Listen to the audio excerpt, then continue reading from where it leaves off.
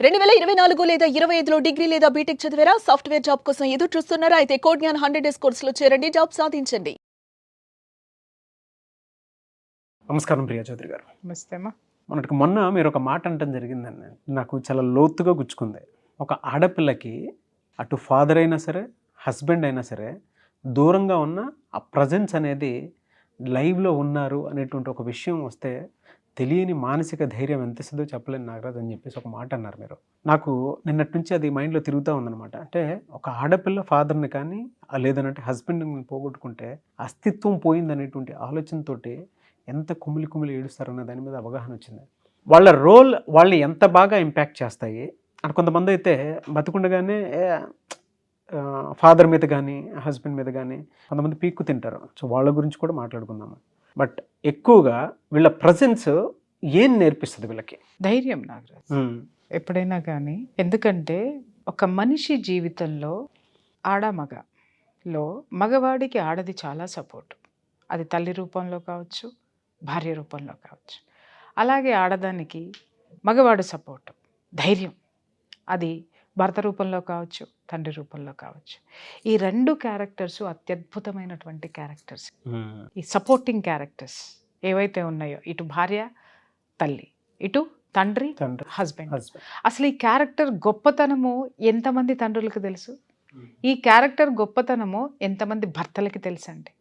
తండ్రి అనగానే ఒక్కొక్కళ్ళు చండశాసనలాగా హిట్లర్లాగా బిహేవ్ చేసి నా మాటే చెల్లాలి, ఎందుకంటే నేను కంటే నువ్వు వచ్చావు కాబట్టి, లేకపోతే నాకు తెలియని ప్రపంచం నీకేదన్నా ఉందని మూర్ఘంగా వాదిస్తూ పిల్లల్ని చిన్నప్పటి నుంచే వాళ్ళని ఆత్మన్యూనతా భావానికి గురి చేసో, లేకపోతే ఫ్రస్ట్రేటెడ్ చిల్డ్రన్గా తయారు చేసో ఆ మాధుర్యాన్ని వీళ్ళు కోల్పోతారు, వాళ్ళు కోల్పోతారు ఒక స్థితికి వచ్చేసరికి.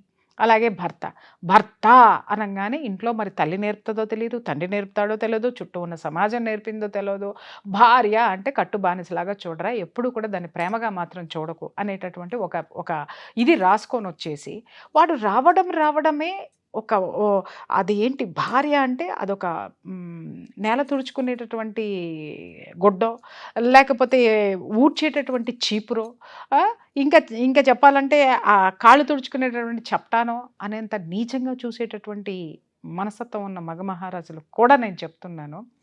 వీళ్ళు ఇలా బిహేవ్ చేయటం వల్ల ఎదుటి ఆడదాన్ని నా గ్రిప్పులో పెట్టుకున్నాను అనేటటువంటి ఆ యొక్క సంతృప్తి ఎంత పొందుతారో నాకైతే తెలీదు, ఆ యొక్క విజయగర్వం ఎంత ఉంటుందో నాకు తెలియదు. కానీ అసలు సిసలైనటువంటి ప్రేమని, మాతృమూర్తి ప్రేమని భార్యలోనూ అమ్మలోనూ కోల్పోతారండి. కోల్పోయి వాళ్ళు ఇంకా జీవితంలో ఫ్రస్ట్రేషన్ తోటి తయారవుతారు. ఆ ప్రేమతనాన్ని, మాధుర్యాన్ని చవి చూసిన వాడెవడూ కూడా తల్లిని కానీ భార్యని కానీ ఎప్పుడూ కూడా నీచంగా చూడటం, తక్కువగా చూడటము, లేకపోతే చులకనగా చూడటము అనేది ఎవరు చేయరు. ఇకపోతే మీరు అడిగారు వీళ్ళిద్దరి అవసరము ఒక ఆడదానికి చాలా ఉంటుందంటే ఇట్స్ ట్రూ నాగరాజు. ఎవరి జీవితంలోనైనా సరే ఆడదానికి ఫస్ట్ హీరో ఎవరు అనంటే తండ్రి. బిడ్డకైనా సరే, మగపిల్లవాడికైనా సరే వాళ్ళ జీవితంలో హీరో ఎవరు అంటే మొట్టమొదటి హీరో తండ్రే. 100 మంది హీరోలని స్క్రీన్ మీద చూసినా జీవితంలో వాళ్ళ హీరో తండ్రి. ఆ తర్వాత తండ్రి తర్వాత హీరో అనిపించుకునేటటువంటి అర్హత కలిగినటువంటి ఏకైక క్యారెక్టర్ భర్త.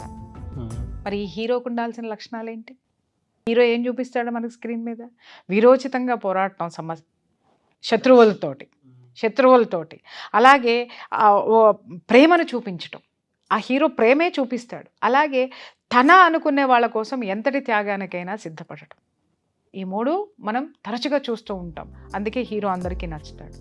ఇక్కడ కూడా తండ్రి అనేటటువంటి క్యారెక్టరు నిత్యం సమస్యలతో పోరాడుతూ తన వాళ్ళని గెలిపిస్తూ ఉంటాడు. ఏదైనా సరే కూతురు అడిగిందనుకో, నాన్న నాకు ఆ డ్రెస్ కావాలి అని అడగగానే తండ్రి సంపాదించేటటువంటిది 1000 రూపాయలైనా సరే, ఆ గౌను ఖరీదు 400 ఉంది అన్నా సరే ఏం చేస్తాడో తెలియదండి, ఎక్కడ ఓటీలు చేస్తాడో తెలియదండి, లేకపోతే ఎక్కడ ఎవరిని అడుగుతాడో తెలియదండి, అడుక్కుంటాడో తెలియదండి, ఏం చేస్తాడో తెలియదండి. కూతురికి మాత్రం 400 రూపాయల గౌను తీసుకొచ్చి ఇస్తాడు. తల్లి బాధపడిపోతూ ఉంటుంది. ఇంత ఖర్చులు పెడతావా, కూతురికి కింద పైన తెలియట్లేదా, నీకు ముందు వెనక చూసుకోవా, భవిష్యత్తు ఏంటి అని అంటది. కానీ అక్కడ తిట్టేటటువంటి తల్లిలో కూతురికి ఎవరు కనిపిస్తారు అంటే ఒక శత్రువు కనిపిస్తాడు. ఆ తెచ్చిచ్చినటువంటి తండ్రిలో ఒక హీరో కనిపిస్తాడు. ఎందుకంటే తనను గెలిపించాడు కదా. అలాగే కూతురు మొహంలో ఉన్నటువంటి ఆనందం చూడగానే ఆ తండ్రిలో ఒక హీరో ఉంటాడు. ఏంటి అంటే కూతురు యొక్క ప్రేమను గెలిచాడు కదా, ఆ ఆనందము అతనిలో అద్భుతంగా ఉంటుంది. అలా మొదలైనటువంటి ఆ తండ్రి కూతుళ్ళ జీవన ప్రయాణము ప్రతి క్షణము అనుక్షణము ఏ విధంగా పడిపోతున్నా సరే చదువులో వెనకబడనివ్వండి, ప్రోత్సహిస్తాడు. నా బిడ్డ చాలా గొప్పది, నువ్వు కానీ అమ్మ, నువ్వు తను జీవితంలో చదవలేకపోయింది అనుకుందాం సార్, ఆ చదువుకున్నటువంటి అల్లుడిని తీసుకొని వచ్చి కూతురికి ఇచ్చి కట్టబెట్టి కూతుర్ని అక్కడ గెలిపిస్తాడు. అర్థమైందా అండి? అంటే సమాజంలో అందరి పిల్లలు తన కూతురు కంటే బాగా చదువుకుని సెటిల్ అయ్యారు అని అనుకున్నారా? ఈ కూతురు ఫీల్ అయింది అనుకుందాం, లేదా చుట్టాలందరూ ఫీల్ అయ్యారు అనుకుందాం. ఆ తండ్రి ఏం చేస్తాడు, తనకంటే బాగా చదివినటువంటి వాడిని సమాజంలో ఉన్నతమైనటువంటి స్థానంలో, లేదా తన కుటుంబం మొత్తంలో ఉన్నతమైనటువంటి స్థితిలో చదువుకున్న సంపాదించేటటువంటి అల్లుడిని తీసుకొచ్చి కూతురికి కట్టబెట్టి కూతుర్ని మళ్ళీ అక్కడ గెలిపిస్తాడు. అప్పుడు ఎంత సపోర్ట్ అండి కూతురికి తండ్రి. అప్పుడు ఎంత కూతురుకి తండ్రి పట్ల ఎంత కృతజ్ఞతాభావం ఉంటుంది, ఎంత ఆత్మ అనుసంధానం ఉంటుంది వాళ్ళిద్దరి మధ్య, రైట్? అలాగే అత్తగారింటికి వచ్చిన తర్వాత ఏ చిన్న బాధ కలిగినా, ఎంత పెద్ద కష్టం వచ్చినా తీర్చేది తండ్రే. ఎంత పెద్ద కష్టాన్నైనా సరే అలవోకగా, ఎంత పెద్ద కష్టం వచ్చినా సరే మొండితనంగా నిలబడడానికి కారణం అక్కడ ఫిజికల్గా తండ్రి ఉండడం. ఆ తండ్రి చిన్నప్పటి నుంచి ఇచ్చిన ధైర్యం కావచ్చు, లేదా రేపొద్దున వీడిని వదిలేసి వెళ్ళినా కూడా నా తండ్రి నాకు ఉన్నాడు అనేటువంటి ధైర్యంతో తను ముందుకి వెళ్ళొచ్చు. ఎంతమంది తండ్రులు భరోసా ఇస్తారంటే, అమ్మా నేనున్నాను నాన్న, నేనున్నా, నువ్వు కష్టపడాల్సినంత అవసరం లేదు, నేనున్నాను అనే ఆ ఒక్క ధైర్యంతోటే ఆడపిల్లలు మెట్టినింటి గడప దాటకుండా విజయాన్ని సాధించుకుంటూ తమ జీవితాన్ని ముందుకు తీసుకెళ్లే వాళ్ళు ఎంతోమంది ఉన్నారు. అలాగే మెట్టినింట్లో దరిద్రమైన జీవితాన్ని అనుభవిస్తూ హింసాత్మకమైనటువంటి జీవితాన్ని అనుభవించిన భర్తతోటి బాధలు, అత్తమామలతోటి బాధలు, ఆడపడుచులతోటి బాధలు ఎన్ని ఉన్నా కూడా ఓదార్పు ఎక్కడి నుంచి వస్తుంది? తండ్రి నుంచే వస్తుంది. ఆ తండ్రి ఇచ్చినటువంటి ఎనర్జీతోటే వీళ్ళు ఇక్కడ గెలుచుకునేటటువంటి ప్రయత్నం చేస్తారు. లేదా వరస్ట్ కండిషన్లో ఉన్నా కూడా వెనక్కి ఎంత ఆత్మధైర్యంతో తిరిగి వెళ్తారు అనంటే, నా తండ్రి ఉన్నాడు అక్కడ, నాకు సంరక్షకుడు ఉన్నాడు అక్కడ, నీకంటే గొప్పవాడు నా తండ్రి. ఎందుకయ్యాడు అనంటే, నీలాగా నా తండ్రి హింస పెట్ల, నీలాగా బాధ పెట్ల, నీలాగా కావాలనలా, నా తండ్రి ఏం కావాలి అని అడిగి తెచ్చి ఇచ్చిన వాడు అక్కడ ఉన్నాడు. ఇక్కడ ఏమి ఇస్తావు అని అడిగేటటువంటి రాక్షసత్వం ఇక్కడ ఉంది. అందుకే అక్కడ ధైర్యమే ఇక్కడ వీళ్ళని ఎదిరించడానికి కూడా అదొక ప్లస్ అవుతుంది, రైట్? భర్త విషయానికి వద్దాం నాగరాజు గారు. ఏ తండ్రి అయినా సరే అప్పగింతలు అనేవి ఒకటి ఉంటాయి. ఇవాళ మరి పెడుతున్నారో లేదో నాకైతే తెలియదు, దాని విలువ ఏదో నాకు తెలియదు. మొన్న మా రాముల వారి కళ్యాణం చేసేటప్పుడు మేము అప్పగింతల కార్యక్రమంతో సహా చేసాం మేము. ఓకే అండి, అప్పగింతలు అనేది ఏంటి అనంటే, ఫస్ట్ తల్లిదండ్రులకి, అంటే ఆడపిల్ల తల్లి తండ్రి ఆవు పాలల్లో ఆ చేతులు ముంచి ఆ ఆవు పాలు సాక్షిగా ఆ బిడ్డ చేతుల్ని ఆవు పాలల్లో ముంచి ఆ చేతిని తీసి ఆ ఫస్ట్ భర్తకు అప్పచెప్తారు, భర్త చేతిలో పెడతారు. ఏమని పెడతారు అనంటే, ఇదిగోనయ్యా నా ఆస్తి, నా బంగారం, నా కళ, నా ప్రాణం నీ చేతిలో పెడుతున్నా, జాగ్రత్తగా చూసుకో. ఆ తర్వాత భర్త నుంచి అత్తమామలకి పెడతారు, అత్తమామల నుంచి ఆడపడుచులకు పెడతారు, ఆడపడుచుల నుంచి వాళ్ళ అన్నదమ్ములకి పెడతారు. ఆ కుటుంబంలో ఎవరైతే తోడబుట్టిన వాళ్ళు రక్త సంబంధాలు ఉన్నాయో వాళ్ళందరికీ అప్పగింతలు చెప్తారు. ఎందుకంటే నా ప్రాణాన్ని మీ చేతుల్లో పెడుతున్నా. అప్పగింతలు పెట్టేటప్పుడు నా చిన్నప్పుడు అండి, ఇప్పుడు ఎవరిని నేను అంత పెద్దగా చూడలే, విపరీతంగా ఏడ్చేవాళ్ళు తల్లిదండ్రులు, ఆడపిల్లల తల్లిదండ్రులు విపరీతంగా ఏడ్చేవాళ్ళు అనమాట. ఎందుకు ఏడుస్తారో నాకు అర్థమయ్యేది కదా, ఎందుకు ఏడుస్తున్నారు, వీళ్ళు చక్కగా పెళ్లి చేసి పంపించవచ్చు కదా అని చెప్పేసి అని. మొన్న జస్ట్ నేను రాముల వారికి, సీతమ్మ వారి తరపున నేను, రాముల వారి తరపున నా ఫ్రెండ్ అనమాట, నాకు అప్పగింతలు ఏది మేము దేవుడి కళ్యాణం చేసి అప్పగింతలు పెట్టేటప్పుడు అనుకోకుండా నాలో నుంచి ఉద్వేగం బయటకు వచ్చేసి కళ్ళల్లో నీళ్ళు వచ్చేసాయి నాకు.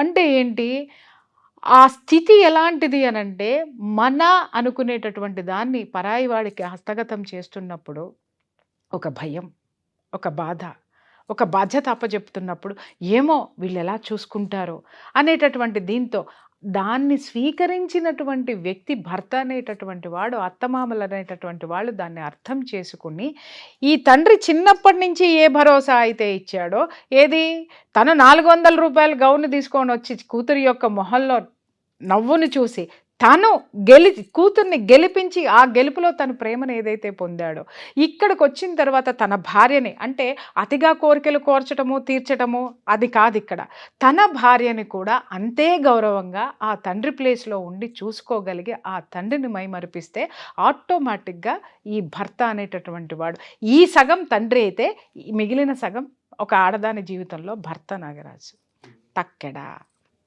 సమంగా ఎప్పుడు తూగుతుంది? బరువు ఇటు ఇటు సమానంగా ఉన్నప్పుడే. ఏది ఇలా ఉన్నా రెండోది బ్యాలెన్స్ కోల్పోతుంది. అందుకే ఆడదాని జీవితంలో వీళ్ళిద్దరూ చాలా ప్రముఖమైనటువంటి పాత్ర వహిస్తారు.